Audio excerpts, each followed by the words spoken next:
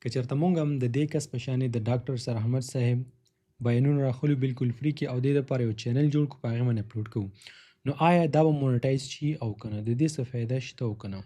دغه کوېسچن نن سبا ډېر زیات کېږي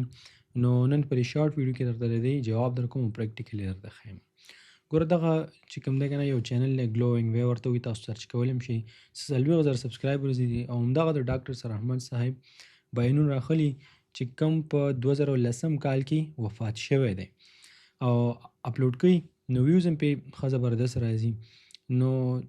اوس مطلب دا مونیټایز کېږي او که نه مونیټایز کېږي دا چې کوم دی مونیټایز کېږي او دا مونیټایز کېږي هم نه لکه زه تاسو سره دې یو ویډیو پلی کوم او زه تاسو یو ویډیو دوه نور هم پلی کوم قرآن مجید کے ہر صفحے کے اوپر جہنم کے کوئی نہ کوئی مناظر دکھ دا ویډیو که تاسو وګورئ که نه په ټوله ویډیو کې صرف یو پکچر دی او هغې سره یو بیان دی نو که چېرته دغه چینل اوس وخت کې مونیټایز وي نو دا به چې کوم دی که نه نن دی که سبا دی دا به ډي مونیټایز کېږي زما دا خبره یاد ساتئ یا کېدای شي دا آلریډي ډي مونیټایز ځکه چې اوس د یوټیوب کومه نوې پالیسي راغلې ده نو هغه وایي چې هغه چینل چې هغه دغه شانې په ټوله ویډیو کې یو پکچر وي او هغې سره خبرې وي نو هغه نه مونیټایز کېږي دا تر اخره پورې همدغه یو پکچر نو دغه شانې چینل دا نه مونیټایز کېږي مطلب دغه شان کانټینټ تاسو مه جوړوئ دلته بل یو چینل دی ډاکټر سر احمد د دې نوم دی د دې چینل د دې 15,000 سبسکرایبرز دي دا تاسو وګورئ او دا زه تاسو ته پلی کوم د دې یو ویډیو هم تاسو وګورئ میرا آج کی گفتگو کا عنوان ہے ګوره دا ویډیو چې تاسو وګورئ که نو تاسو به وایئ چې ډاکټر سر احمد صاحب دلته ناست دی او خبرې کوي خو نه دا داسې خبر نه دا د په ای ای باندې جوړ کړی دی او زه تاسو ته بله ویډیو پلی کوم ګوره دا لږه شانې تاسو ته پته لګي چې په دې کې مو دغه کیسه ده په دې کې مو دغه کیسه ده دا چینل لول خو مونیټایز نه که چېرته مونیټایز وي نن دی که سبا دی دا به ډي مونیټایز کېږي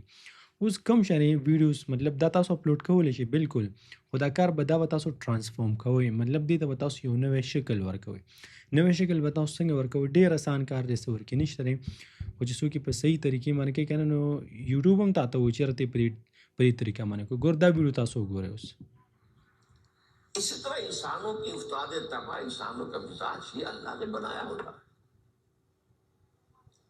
اس کو قرآن مجید میں ایک جگہ شاکلہ کہا گیا ہے قل کل یعمل علی شاکلته دا ویډیو که تاسو وګورئ که نه نو په دې کې چې کوم دی که نه یو پکچر یا یو ویډیو کلیپ نه دی بلکې دې کې چې کوم دی مختلف سټاک فوټیجز دي نو دغه شانتي ویډیوز چې کوم دی که نه دا مونیټایز کېږي که په دې طریقه باندې تاسو ډاکټر سر احمد صاحب یا مطلب نور بیانات وي دغه شانې هم په پښتو کې نو هغه بالکل مونیټایز کېږي په دې طریقه باندې تاسو دغه کار کولی شو د دې ویوز ته وګوره دې سره خلک بور کېږي هم نه 3,20,000 ویوز په 4 میاشتو کې راغلي دي زما یقین د دې کوېسچن جواب به تاسو ته میلاو شوی وي که چېرته دغه شانې ستاسو په ذهن کې نور څه خبرې وي نورې کوېسچنې وي نو بیا تاسو داسې کار وکړئ چې سبا د ماسپښین په 2 بجې باندې د اتوار په ورځ زموږ د یوټیوب اټومیشن فری ډیمو کلاس دی هر یو کس راتللی شي بالکل فری راشه همداسې که ذهن کې څه خبره وي څه کوېسچن وي نو کم از کم دا خو به کلیر شي که چېرته نشي راتللی په لرې ځای کې تاسو هستئ نو زموږ آنلاین سیسټم هم شته